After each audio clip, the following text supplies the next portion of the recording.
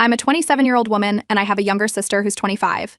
Growing up, we were close, but there was always this weird edge to our relationship, a mix of love and constant, low-key competition. She's always been the quirky one in the family, and I've been the responsible one. That dynamic bled into everything we did, even our family's over-the-top birthday traditions. Let me explain, in our house, birthdays were a big deal. Everyone went all out with gifts, thoughtful, extravagant, you name it. It was almost like an unspoken contest to see who could give the most impressive present. Except for my sister. Her gifts to me were always underwhelming. And not in a she's struggling financially kind of way. They were more like the kind of thing you'd grab from a dollar store clearance bin 5 minutes before the party started. She called it her quirky humor, and everyone else just laughed it off. I didn't. It wasn't like I was expecting diamonds or anything, but I always put effort into her gifts. One year, I saved up to get her a custom necklace with her favorite gemstone. It set me back around $200. Meanwhile, she gave me a $3 coffee mug with, "I'd agree with you, but then we'd both be wrong" scrawled on it. Another time, I got her this limited edition art print she'd been raving about, and she gave me a pack of mismatched socks. It wasn't even about the money, it was the lack of thought. Every time I smiled and said thank you, but inside it was starting to sting. My parents always had an excuse for her. "She's just artistic, honey," or "that's just her way of showing love." I heard those lines so many times, I could practically recite them in my sleep. The truth was, she wasn't quirky. She just didn't care enough to try. And maybe that would have been fine if she wasn't so specific about the things she wanted for herself. There's this designer handbag she's obsessed with. It's $2,000, way out of reach for most people, but she talks about it like it's her life's goal. She posts about it all the time, saves photos of it to her Pinterest boards, and even told me once that she was manifesting it. She'd say she was saving up for it, but then she'd blow her money on other stuff, concert tickets, new clothes, and gadgets she didn't need. It was like this weird running joke in our family. "Oh, that's the bag she'll never buy." This year, things changed for me. I got a huge bonus at work, a reward for months of late nights and stress. For the first time in a long time, I had money to splurge, so I decided to treat myself. I went to the mall, wandered into the fancy stores I usually avoided, and there it was, her bag. The same one she's been dreaming about. I wasn't even planning to buy it, but something about it felt right, like a way to celebrate my hard work and finally put myself first. So I bought it. It was an impulsive decision, but the moment I walked out with that bag, I felt this weird mix of triumph and guilt. I kept telling myself it wasn't about her. I didn't buy it to spite her. I bought it because I wanted it. Still, I couldn't shake the thought of how she'd react if she found out. Fast forward to my birthday. My sister shows up late, as usual, and hands me her gift, a second-hand keychain. The latch was broken. She didn't even try to hide it. She laughed and said, "It reminded me of you." I didn't laugh back. I just thanked her, set it aside, and moved on with the party. But something inside me snapped. All those years of being brushed off and made to feel like I didn't matter. It was too much. The next day, I posted a picture of the bag on Instagram. Nothing dramatic, just a casual shot of me holding it with a caption about treating myself. But I tagged her in the photo, just subtle enough to make her notice. It didn't take long. Within minutes, I got a text. "Why do you have my dream bag?" That's when everything started to spiral. Update 1. The moment the text popped up on my phone, "Why do you have my dream bag?" I knew my sister wasn't just annoyed. She was livid. Before I could even think about replying, my phone started ringing. It was her. I picked up, and she didn't even give me time to say hello. Her voice was sharp, and she jumped straight into it. She wanted to know what my problem was, why I would do something so hurtful, and how I could have the audacity to buy her dream bag. I kept my voice calm and steady. I told her it wasn't about her. I bought the bag for myself because I liked it and wanted to treat myself. But that explanation didn't sit well with her. She accused me of being selfish, rubbing it in her face, and stealing something she'd been talking about for years. I reminded her that I didn't owe her anything and that she'd had plenty of time to buy it herself. The call ended abruptly, but that wasn't the end of it. Within an hour, my parents were on the phone. They had heard all about the bag situation from my sister, and they weren't happy. My mom's tone was almost apologetic at first, but it didn't take long for the guilt tripping to start. She said it looked bad for me to buy something my sister had always wanted, especially since I knew how much she cared about it. My dad chimed in, saying it wouldn't hurt to let her have it as a kind gesture. I stood my ground. I told them about all the cheap, thoughtless gifts she had given me over the years, and how I'd never complained or made a big deal out of it. I pointed out how I had always gone out of my way to give her meaningful, expensive gifts, and she had never once put in the same effort for me. Their response? That's just how she is. I felt my frustration rising but stayed calm. I explained that the bag wasn't about her. It was something I bought for myself with my own money, and I didn't owe her any explanations. My parents didn't like that answer. They told me I was being stubborn and petty, and that family relationships were more important than material things. Things only escalated from there. My sister started posting about it on Instagram. She didn't name me directly, but it was obvious who she was talking about. One post had a picture of the bag with the caption, "Imagine buying this just to hurt someone you're supposed to care about." Another said, "Some people really don't understand how to be a decent sibling." At first, I ignored it. I figured she'd vent and then move on. But then mutual friends started messaging me asking why I would do something so cruel. One even sent me a screenshot of her story. She was painting herself as the victim, saying that I bought the bag out of spite to ruin her dream. I felt isolated. No one seemed to care about my side of the story. But then something unexpected happened. My coworkers started noticing the bag. A few of them complimented it, asking where I got it and saying how beautiful it was. For a brief moment, I felt a little lighter. It reminded me why I bought it in the first place, to celebrate my hard work and treat myself. But my sister wasn't done. She sent me a long text that night, filled with dramatic phrases about betrayal and how she'd never forgive me for this. She ended it with something along the lines of, "I hope you're happy ruining my dream." I didn't reply. The next day, my mom called again, this time with a compromise. She suggested I give the bag to my sister as a peace offering. I could almost hear her trying to make it sound reasonable, but I wasn't having it. I told her no, and that I wasn't going to reward my sister's entitlement. My mom sighed and said I was being difficult. Meanwhile, my sister doubled down on her social media posts. The passive aggressiveness turned into outright hostility. She even posted a screenshot of our text messages, carefully cropping out anything that made her look bad. She added a caption about how she was done being disrespected. More messages rolled in from mutual friends. Some were genuinely confused, asking for my side of the story. Others just told me to apologize and give her the bag to keep the peace. One friend even said I was being cruel for holding on to something that would mean the world to her. But I wasn't budging. The bag was mine. It wasn't about her, no matter how much she tried to make it seem that way. By the end of the week, I'd had enough of the drama. I blocked her on social media to stop seeing the constant posts. That didn't stop her from texting me, though. Every message was a variation of the same thing: guilt tripping, emotional manipulation, and demands for the bag. It felt like everyone was against me, my sister, my parents, even some of our friends. But I wasn't going to cave. For the first time in years, I was putting myself first, and I wasn't going to let her take that away from me. Update 2. I didn't want to go to the family dinner. After everything that had happened, I knew it wasn't going to be a pleasant evening, but skipping it would have only added fuel to the fire, and my parents made it clear they expected me to be there. So I went, dreading every second leading up to it. When I arrived, the tension was already thick. My sister was sitting at the far end of the table, scrolling on her phone, avoiding eye contact with me. She didn't say hello or even acknowledge me, which wasn't a surprise. My parents, on the other hand, greeted me with strained smiles. It was obvious they were trying to keep things civil, but the unease was palpable. We started eating, and for a while, everyone pretended like everything was normal. Small talk about work, the weather, and my cousin's upcoming wedding filled the air. But it didn't last long. My dad set his fork down and cleared his throat. "We need to talk about this bag situation," he announced, breaking the silence. I looked up, but my sister kept her head down, stabbing at her salad. My mom gave me a pleading look, as if I was the one who needed to make this right. I calmly explained, again, that it was my purchase, my money, and my decision. I didn't see why it required anyone else's approval. That's when my sister finally spoke up. Her voice cracked and she burst into tears. She said she'd always felt overshadowed by me, that I'd taken something she'd dreamed about for years just to make her feel small. She accused me of flaunting my financial success to rub her struggles in her face. She didn't hold back, listing every perceived slight I'd ever committed against her, all tied back to this one designer bag. I waited for her to finish before pointing out the facts. She'd had plenty of time to save up for the bag if it was so important to her, but instead she'd spent her money on other things: trendy clothes, concert tickets, expensive dinners with friends. I reminded her that I had worked hard for my money and that this purchase wasn't about her at all. It was a reward for myself, and I wasn't going to apologize for that. My parents didn't like that response. They said I was being harsh and that I should consider how my actions affected my sister. My mom chimed in, saying family relationships should come before material possessions. My dad agreed, telling me to apologize and find a way to make things right. That's when I asked a question I'd been holding back for years. I asked if they had ever pressured my sister to reciprocate my thoughtful birthday gifts. I brought up the necklace, the art print, and countless other times I'd gone out of my way to make her feel special, only to receive dollar store trinkets and secondhand keychains in return. My mom shifted uncomfortably, saying it was different because my sister was younger and not as financially stable. My dad added that she had a more artistic way of expressing herself, as if that excused everything.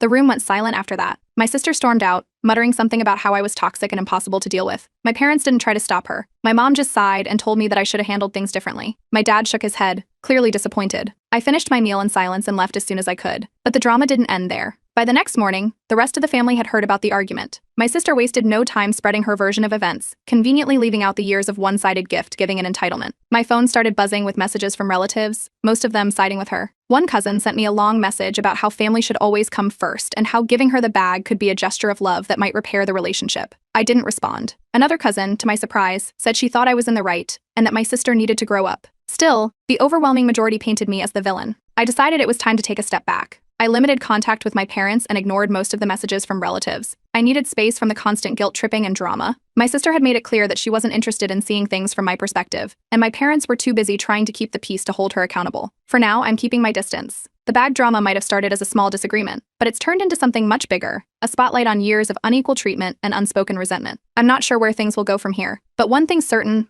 I'm done being the only one expected to compromise. Update 3. The fallout reached a new level when my sister took the drama to the next logical place, social media. She posted a lengthy Instagram story, complete with dramatic captions, carefully chosen emojis, and a curated narrative that painted me as the villain. She called me a greedy sibling who bought her dream bag out of spite and accused me of deliberately crushing her dream.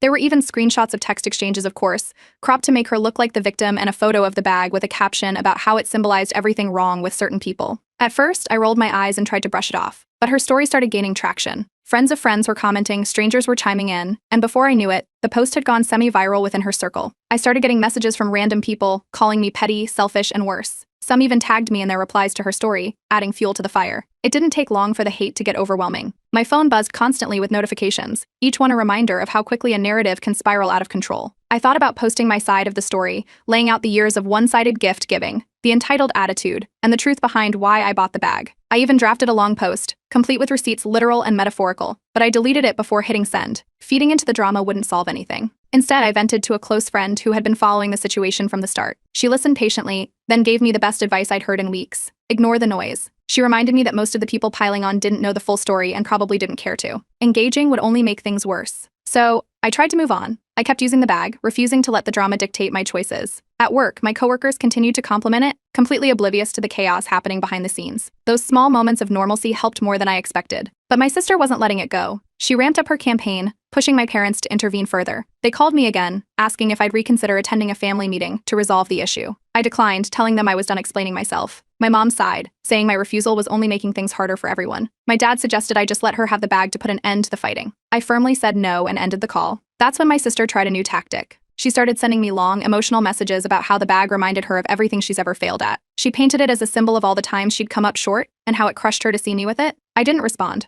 I deleted each message as soon as it came in, refusing to engage. A mutual friend reached out, trying to mediate. She suggested my sister save up for the bag herself instead of expecting me to hand it over. When the friend relayed this suggestion, my sister's response was predictable. She claimed she couldn't afford it and deserved the bag as compensation for the emotional harm I'd caused her. The friend admitted she was frustrated with my sister's entitlement but said there wasn't much else she could do to mediate. Surprisingly, a few mutual friends started quietly expressing support for me. One sent me a private message saying she'd seen through my sister's posts and thought the whole thing was ridiculous. Another told me she'd been on the receiving end of my sister's selfishness before and wasn't surprised by her behavior. Those messages didn't erase the public hate I'd received, but they helped me feel less isolated. After yet another passive-aggressive social media post from my sister, I decided enough was enough. I blocked her on all platforms. It felt like a necessary step to protect my peace, even if it would probably escalate things further.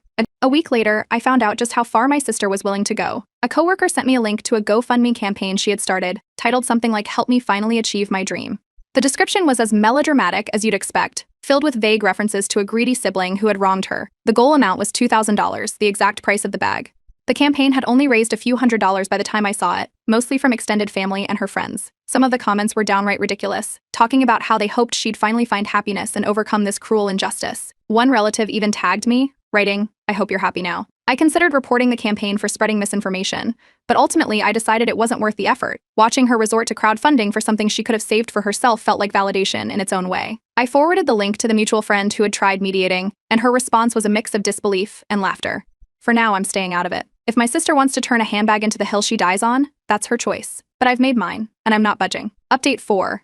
The GoFundMe was gaining traction, though not in the way my sister probably hoped. By the time I checked again, it had raised about $400. Most of the contributions were from our extended family, with supportive comments like, "Keep chasing your dreams," and "We believe in you." It was both ridiculous and exhausting to watch. One of my coworkers sent me the link, asking if it was real. They'd stumbled across it through a friend of a friend and recognized my sister's name. The campaign's description was carefully worded, but anyone who knew the story could tell who it was about. It painted me as a privileged sibling who'd taken her dream away out of spite, though she never mentioned me by name. I wasn't sure whether to laugh or scream. On one hand, it was almost comical how far she was taking this. On the other, seeing her twist the narrative to get sympathy and money was infuriating. I considered reporting the campaign, but I decided against it. Drawing more attention to it wasn't worth it. Then, out of nowhere, my sister sent me a message. After all the blocking and ignoring, she found a way to contact me. She asked me to promote her GoFundMe on my social media to help her reach her goal. I didn't even bother responding. The sheer entitlement was beyond anything I'd seen from her before. My refusal to engage set off another wave of family drama. My parents called, asking why I couldn't just help her out. They argued that it wasn't a big deal to share the link, especially since she clearly cared so much about the bag. I told them I was done entertaining the topic. If they wanted to support her, that was their choice, but I wasn't going to be part of it. Not long after, I received a surprising message from a distant relative. They apologized for contributing to the GoFundMe and said they'd realized they were enabling my sister's behavior. They admitted that my sister had a history of making herself out to be a victim, and that this situation had finally made them see it. It was a small win, but it felt significant.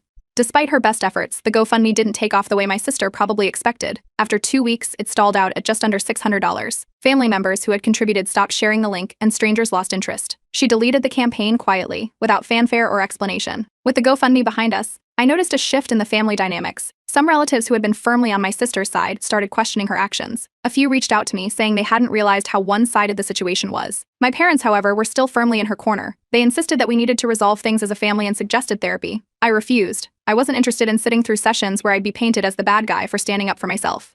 My sister, predictably, doubled down. She told anyone who would listen that I'd ruined her life. According to her, the bag was more than just an accessory. It was a symbol of everything she'd ever wanted but couldn't have. She claimed I'd taken it away just to spite her, and now she'd never recover. Most of the family had stopped engaging by this point, but a few still gave her the validation she was looking for. Eventually, my sister stopped speaking to me altogether. At first, I expected her to come back with another angle, maybe an apology laced with guilt tripping, but nothing came. The silence was surprising, but more than that, it was peaceful. For the first time in weeks, I didn't have to deal with her constant messages, her passive-aggressive social media posts, or her drama. Without the noise, I had time to reflect on everything that had happened. The drama over the bag had been exhausting, but it also brought a lot of things to light. My sister's entitlement, my parents' enabling, and the unbalanced family dynamics. It was all out in the open now. And for the first time, I felt like I'd finally stood my ground. I kept using the bag, now more than ever. It wasn't just a purchase anymore. It was a reminder that I didn't have to put up with years of one-sided effort and guilt tripping. I could prioritize myself without feeling like I owed anyone an explanation. With my sister out of the picture, things started to settle down. I still had a strained relationship with my parents, but I kept my distance and didn't entertain any more conversations about the bag. Most of the extended family moved on, and the few who hadn't were easy enough to ignore.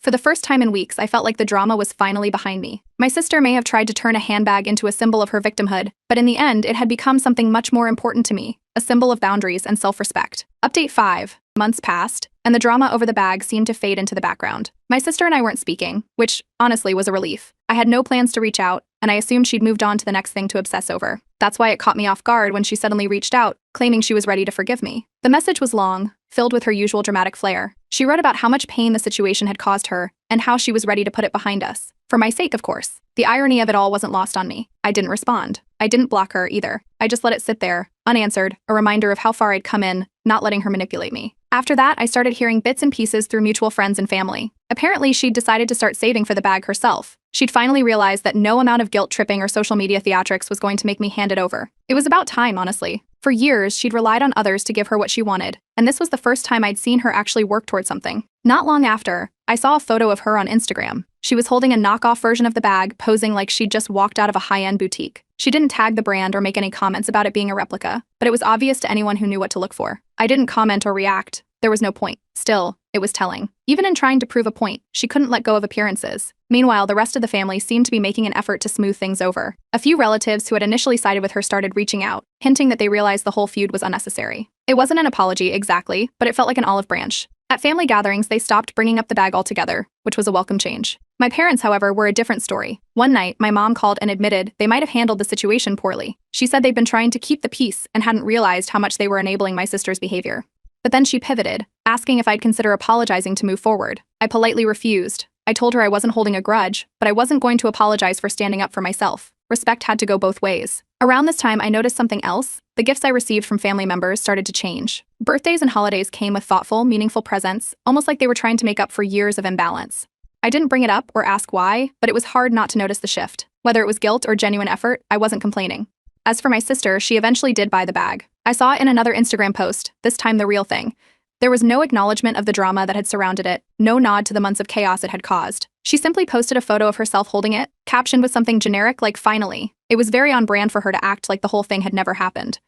By then, though, I didn't care. The bag had stopped being a point of contention and started being something else entirely, a reminder of why I needed to set boundaries. Every time I used it, it felt less like a luxury purchase and more like a symbol of the decision to prioritize myself. It wasn't about the money or the materialism, it was about taking back control of my life. My sister stayed distant after that, though not in a hostile way. She didn't go out of her way to avoid me, but she also didn't make an effort to reconnect. At family events, we kept things civil, sticking to surface-level conversations about work and mutual acquaintances. The dramatic outbursts and passive-aggressive comments were gone, replaced by a kind of awkward detente. Mutual friends also stopped bringing up the incident. It was like everyone silently agreed to let it fade into the past. No one wanted to relive the months of social media wars and family tension, least of all me. I was just glad to leave it behind. The last time I thought about the whole ordeal in any real detail was during a work trip. I was in the airport, waiting for my flight, with the bag sitting next to me. A stranger complimented it, asking where I'd gotten it. I thanked them, smiled, and gave a simple answer. It didn't cross my mind to mention the months of chaos it had caused. To me, it was just a bag again, albeit one with a lot of history. Looking back, I'm proud of how I handled everything. It wasn't easy, but standing my ground was worth it. For the first time in a long time, I put myself first, and I didn't let guilt or drama pull me back. That, more than anything, is what I'll take away from this experience.